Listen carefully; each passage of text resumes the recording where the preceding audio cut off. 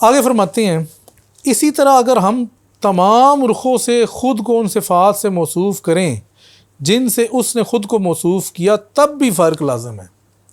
कहते हैं कि अगर उसकी जितनी सिफ़ात हैं वो हम खुद अपना लें, हमारे अंदर भी आ जाएं, इंसान कामिल में ही आएंगी, ज़ाहिर बात है, आम इंसानों में तो नहीं होगी, लेकिन फिर भी फ़र्क कायम रहेगा, फ़र्क ख़त्म नहीं होना। और वो फ़र्क क्या है? ये सब शेख फसूसुल हिकम फसे आदमिया में बता रहे हैं। यहाँ से कभी फसूस शुरू हो रही है, ये ज़हन में रहे। फसूसुल हिकम फसे आदमिया में शेख आदम को डिफ़ाइन कर रहे हैं, हक़ को डिफ़ाइन कर रहे हैं, मौजूदात को डिफ़ाइन कर रहे हैं, फ़र्क को डिफ़ाइन कर रहे हैं। अब ये इब्तिदा है, अब ये नहीं हो सकता कि यहाँ से तो फ़र्क डिफ़ाइन करेंगे और आगे जाके कुछ और डिफ़ाइन करेंगे। अब आपने जैसे जैसे फसूस को पढ़ना है, ये सारी चीज़ें आपके ज़हन में रहनी चाहिए कि जब शेख ने हमें बताया था कि हम क्या हैं तो हम क्या हैं, और हक़ क्या है तो हक़ क्या है, अब ये साथ ही चलेगा।